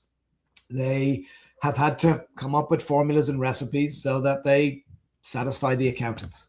And obviously, I work in the industry and I need to be respectful of those brands, and I am, because they created an incredible category. But what we've done at Two Stacks is we've gone back to our Irish cream roots and we have retooled the recipe, and we are completely transparent about what's in this bottle. So the two things that really stand out here, firstly, is the alcohol base in this. So the Irish, if you look on the back of the bottle here, Randall, you're going to get a little kind of legality, and I'm going to point it out, as a little blue and yellow logo on the bottom. So that is that's the European Union GI logo, geographical indication logo. So that means that this product is protected under European law. The next time you or any of your viewers and listeners are in the supermarket, pick up some Parmesan cheese and you will see a red and yellow logo. The same on Gouda from the Netherlands. If you look down the vinegar aisle and you pick up a bottle of balsamic from Modena in northern Italy, you'll see the blue and yellow logo. So it's a protected product. When it's protected, I touched on this earlier, it has a technical file. That's a rule book for how it's made. And the technical file calls for 1% of the alcohol to be Irish whiskey, and the rest can be grain spirit. So we don't play by that rule book at Two Stacks. We have X'd the whiskey by 8. So the way I think about it is, if you think of this bottle in terms of liquid volume, about 17.5% of this bottle is alcohol, roughly speaking. Half of that is whiskey. The other half is grain spirit, roughly speaking. After that, you've got the double cream. Well, what's double cream? Think about the milk to cream spectrum, from skimmed milk to heavy whipping. We're at heavy whipping here. Co-op sourced in County Tipperary. Again, transparency to the fore. You can see on the back of the bottle, we tell you that we make this in County Tipperary at Robert A. Mary's facility. We no secrets. Right. On top of that, we've got 20% of this is sugar. It's a liqueur. Lower than a lot of cream in this category. They would have higher sugar levels. So 20% is actually considered low for a cream liqueur. It's perfectly sweet for me. I agree. We add caramel for color. We add chocolate and vanilla for flavor. There is an emulsifier and a stabilizer in here. There has to be. We need that sciencey stuff to keep it stable. That's it, Randall. That literally is what's in there. And as you're tasting this and nosing it, I can see you nodding your head. This cream liqueur gives whiskey drinkers permission to admit in public that they drink cream liqueur, because people have always, and I don't want anyone to take this the wrong way, it's always been considered a lady's drink for after dinner over ice. Well, my wife enjoys it after dinner, but what she likes me to do is she likes me to do a measure of this, the whiskey, that is the base. This is the whiskey base, and a measure of that together. She calls it a half and half. And what you're doing when you do that is you're bringing down the sugar, and you're obviously ramping up the alcohol. And it's friggin' delicious. Yeah, I'm sure. Yeah. I'm sure. I can tell you, this is only probably my second or third Irish creams that I've ever had in my life, right? It is so creamy and delicious. It is like melted ice cream if you were to flambe some whiskey on top of it. Like, it is just decadent. Like I'm glad we're having this last, because this is dessert. This is dessert in a glass, but it's also, you get the whiskey. There's definitely whiskey in there, but it's not overpowering. It's not like, it's not punching you in the face with whiskey, but it is enough there to be like, oh, let's not chug this. This isn't chocolate milk. Let's not chug it. But the complexity on it, I almost, and if I'm wrong, I'm wrong, I almost get a slight orange note. Like, I don't know if you've ever had those, I think they're like the orange they're chocolate oranges, and you crack them open and eat a Terry's. little piece. Terry's, yes. Yep. I'm almost getting that. It's very chocolatey. It's very caramel, but I almost get a little bit of an orange note. I don't know if it's psychosomatic or if I'm just crazy, but I do get it. It is excellent. It is excellent. And I was not hesitant because I knew it was going to be great, right? Because anytime you mix sugar and chocolate together, you're doing good. But and then throw some whiskey on top of it, you're doing good. But this is like, okay, and let's say I wanted to ship a sample of this to somebody or hand deliver a sample of this to somebody. It's enough shelf stable to where you don't have to refrigerate it, correct? Yeah, definitely. So should have mentioned that, and thanks for bringing it up. 2 years from production. So most of what we have in the States is probably good till at least the end of this year, and then more came in last summer. So that's got 2 years of shelf space. So our shelf stability. Once opened, this is good for 6 months, shelf stable. We highly recommend that people refrigerate it. It just tastes better refrigerated. Yeah, I'm sure. But I always say, Randall, how this would last 6 months after you've opened it is just beyond me. I just can't figure that out. How are you not going to just drink it, right? Like just 6 days, 6 weeks, but not 6 months. Not 6 months. There's no way this has lasted 6 months. Like I could see. Yeah, I could see like having a bowl of ice cream and just pouring this over the top of it, or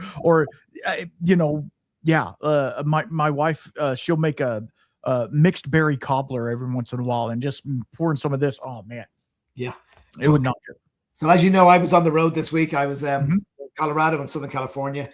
There should have been a bottle of cream liqueur in the fridge here behind this wall. So right before we started, I went to grab it and there was none, because I'm assuming that Sandina had polished it off while I was out of town. So this is a fresh bottle that I cracked this morning. So it's not quite as cool as it should be. Yeah. The other thing, I come back to your Terry's Orange. I love that. And again, I'm going to share these with you. I'm actually going to, I'll host them online, and so people can actually get links. We created a PDF on the cream liqueur, and on the back side of it, there's 5 or 6 recipes for what I call elevated cocktails. And one of them is an Irish coffee made with this and some Cointreau. Orange. There you go. The other one that it plays really well with is peppermint. I could see that. And then the last one is what I call the nut spectrum of liqueurs. So amaretto and frangelico, and maybe even creme de cacao. Oh yeah, I could see that. Yeah. So to your point, over ice, it's great. Sandina loves her half and half where she lifts it up. The other thing Sandina does here, and I say we, but it's actually her. Yeah. We will, a couple of times a year, she will candy some pecans here. Okay. Normally when you candy pecans, you put some egg white in there. That's the liquid that you use. So what she will do is, instead of going all egg white, she'll split it in two, and the other liquid volume for the candying of the pecans is this whiskey. Now it gets better, Randall. It gets better. Hang on.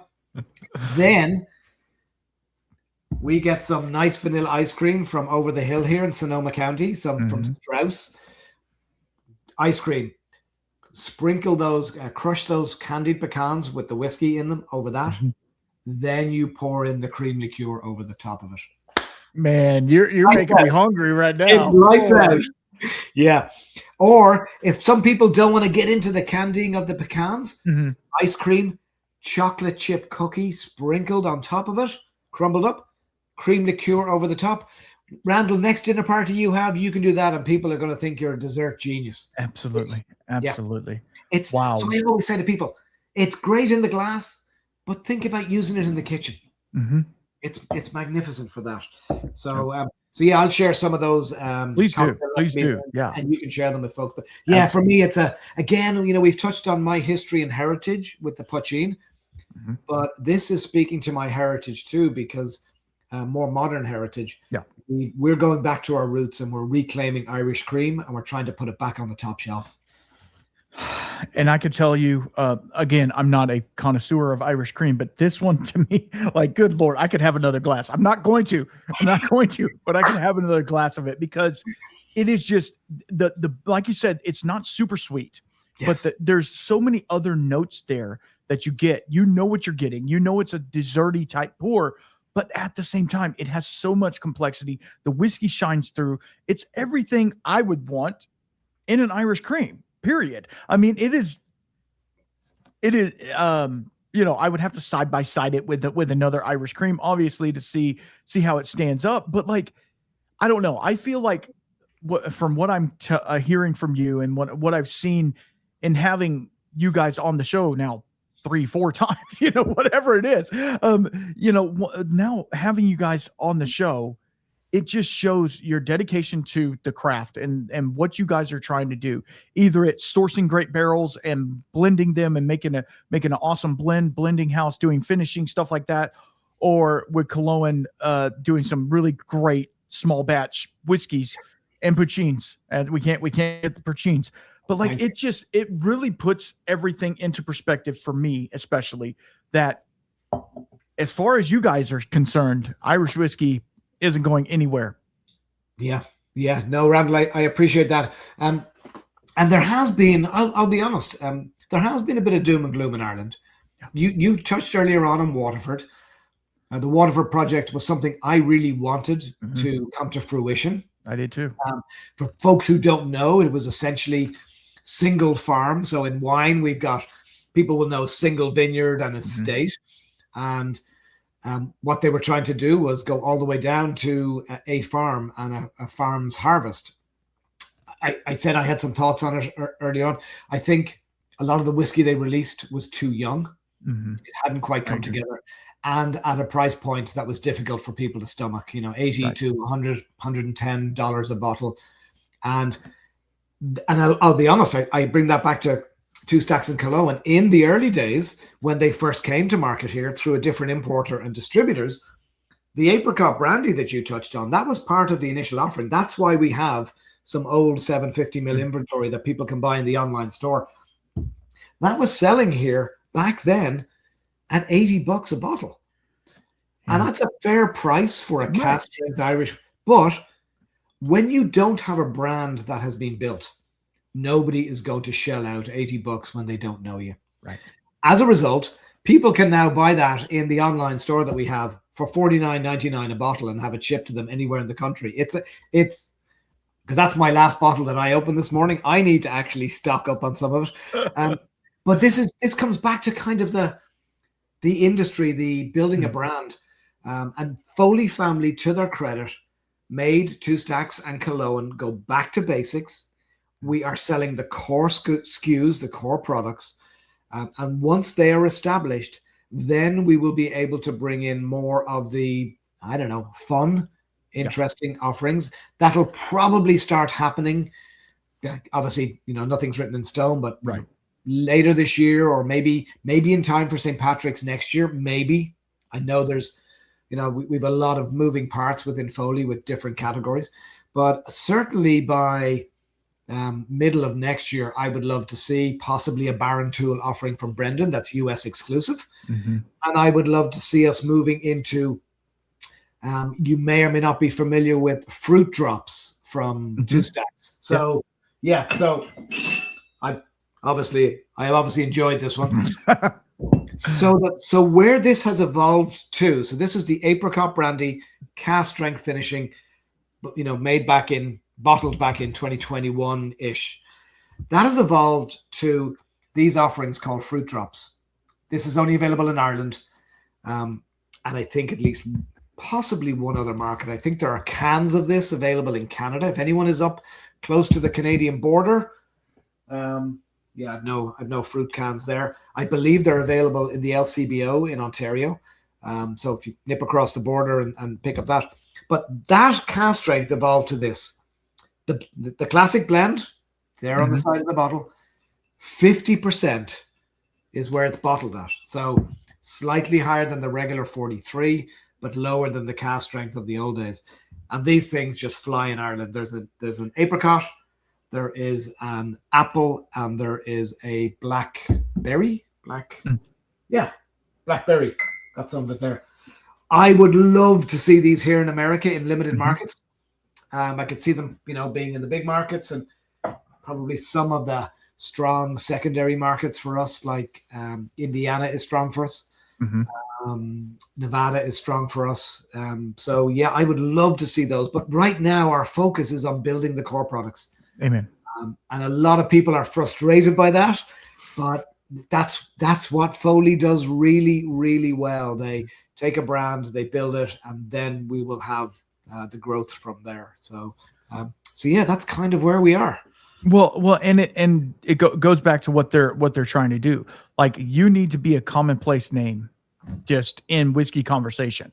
And if everybody's not including you in Irish whiskey or any other whiskey that Foley has under their portfolio, like, if it's not something talked about, then how can you go and do all these extreme, experimental batches if you really don't have anywhere to put them? Like, yes. where are we gonna sell all this whiskey to? So if you don't like I've learned in marketing, you have to sell in your back door first. If you can't sell out your back door, then you're not going to make it in the world market, period. Yeah. And to both Two Stacks and Killowen's credit, they're loved in Ireland. I talked on Brendan's Sagaland number 4 that's coming soon. Mm-hmm. Two Stacks are also going to be releasing Polaris 4.2. So Polaris is essentially the highest expression from Two Stacks. And I didn't know this until I spent time with Shane in Florida a couple of weeks back. I've got a Polaris 4.1 here. Look at this, Randall. Wow. All natural color. Wow. That's Polaris 4.1. I mean, that is dark as Texas whiskey right there. I obviously we're recording online, but there might be some of this in your future. Oh, well, I appreciate that. I will keep it. So yeah, on the back of this, 4-year-old heritage pot still. So obviously not compliant. Right. Distilled in January. And again, transparency. Right. Distilled in January 21, bottled in April 25. Distilled by Boan Distillery in County Meath, who do an absolutely cracking job with. And the mash is on this. Let me just find the mash.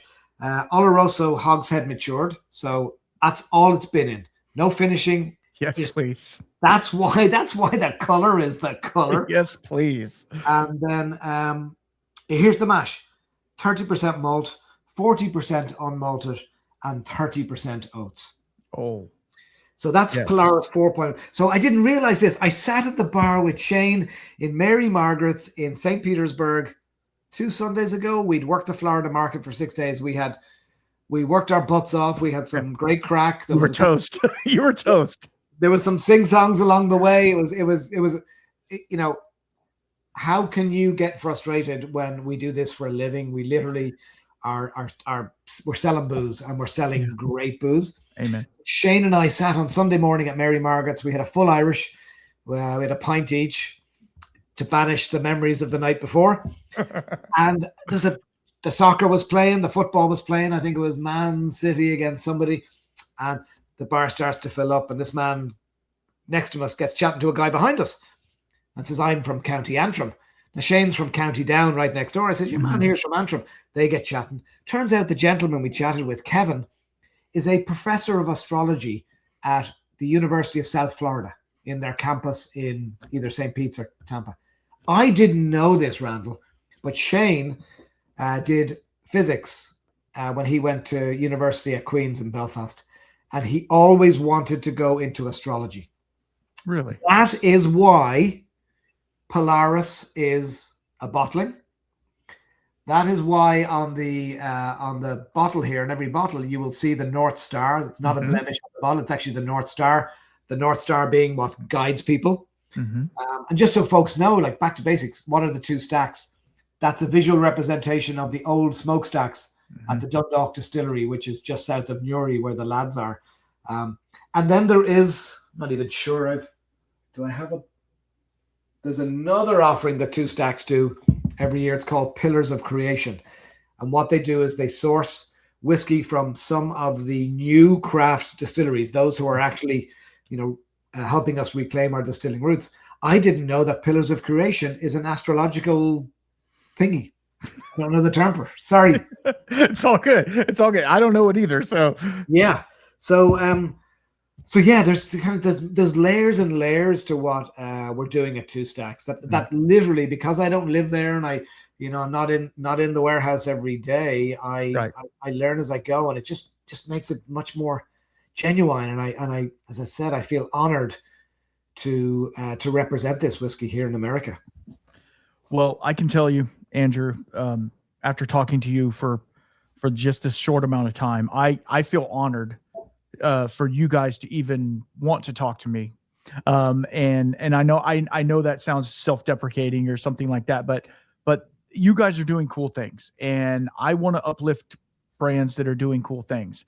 And now that I've got to talk to Shane, I've got to talk to Brendan, I've got to talk to you. I mean, brand me up, bro. No, I'm not. No, we're not doing that. We're not doing sponsored stuff or anything, but I'm just saying, like, what you guys are doing. And then this goes for the whole Foley catalog, with Joe O'Sullivan included in that. Like, you guys are just trying to create the best product you can with what you have and being fully transparent about it. And that's all anyone in the whiskey industry can ask for. Yeah. And I can't thank you enough for taking the time on a Sunday to hang out with me. We had a little mix up on our scheduling, but life happens, stuff happens, and we make it work. But I will make sure and have all of the recipes and everything else that you have in the description down below, because this is great content, guys. You need to go out there, try it, try all of the products that we've had tonight, because I can tell you, for one, the dram in a can is just an ingenious idea to try a whiskey that you've never had. And all those little ones that are on the shelf are going to go out to my loyal listeners. I'm going to send those out to y'all very soon, hopefully before St. Patrick's Day, so y'all can enjoy this dram while celebrating. But Andrew, I can't thank you enough for coming on the show, hanging out with me. I know it's hard doing your job, and people think, oh, well, is all he's doing is slinging whiskey and talking about whiskey all day. But I can see the passion that you have. But also, I understand you do get a little road weary, because everybody loves their recliner at the house and they want to sit there and, hang out with the dog and, stuff like that. So you're doing the Lord's work by what you're doing, spreading the word of Two Stacks and Killowen. And I can't thank you enough for coming on here and just giving us a little bit more knowledge about all of the brands in general. It has been a blast, and I can't thank you enough. Thank you, Randall. And I'll raise a glass to you and to your listeners and viewers, and thank them for everything they do. Gurv Mead. Absolutely. You talk about the travel, etc. I hate the travel, I'll be honest, but I love the work that I do when I get there. And probably for me, what fills my soul is the people that I connect with when I do the work. So bartenders, lead bartenders, servers, even all the way down to, the bussers, because the bussers of today are going to be the beverage directors of tomorrow. They are. And I love meeting guys and girls like that all around the country. Liquor store owners, who are the ones who literally stand behind the counter and, from sometimes 7 a.m. till 10 or 11 o'clock at night.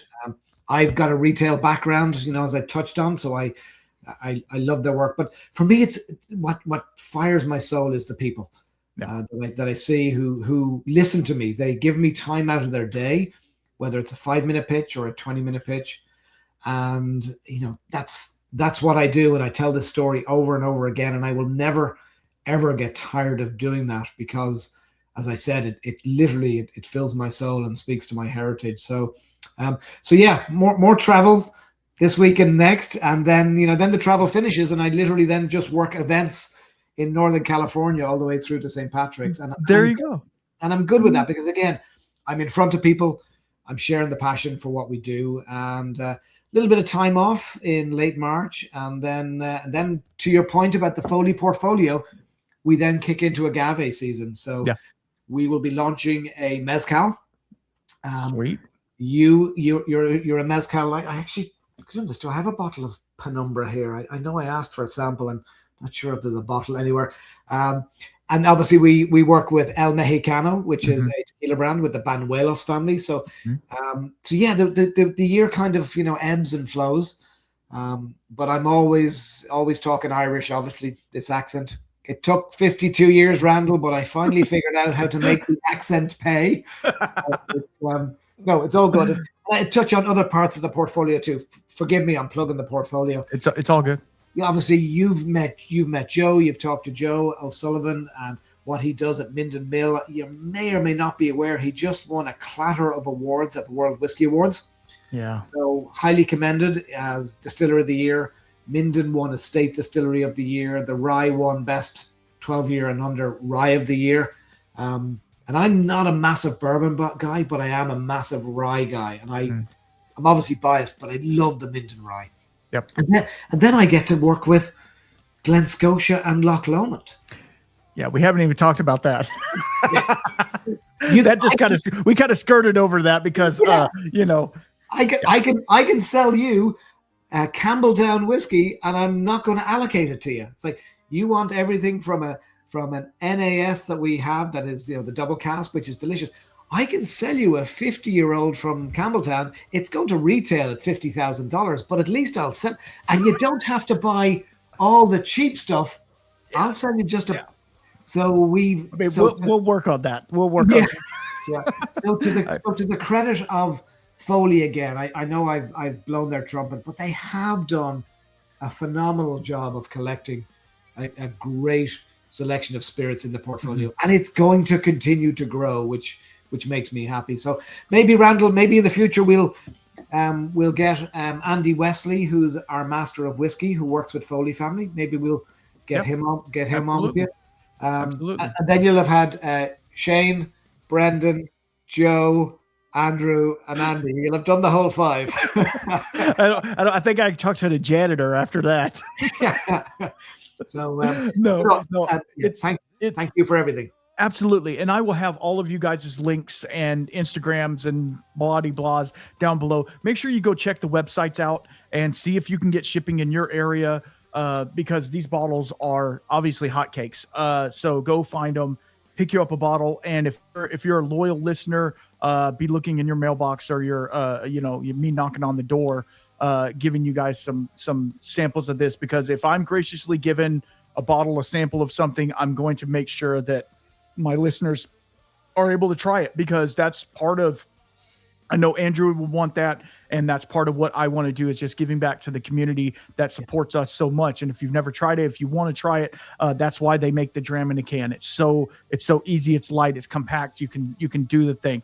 Andrew, again, I can't thank you enough. It has been a blast. And make sure you guys are drinking water, because it's the water of life. It's not whiskey. It's actually water.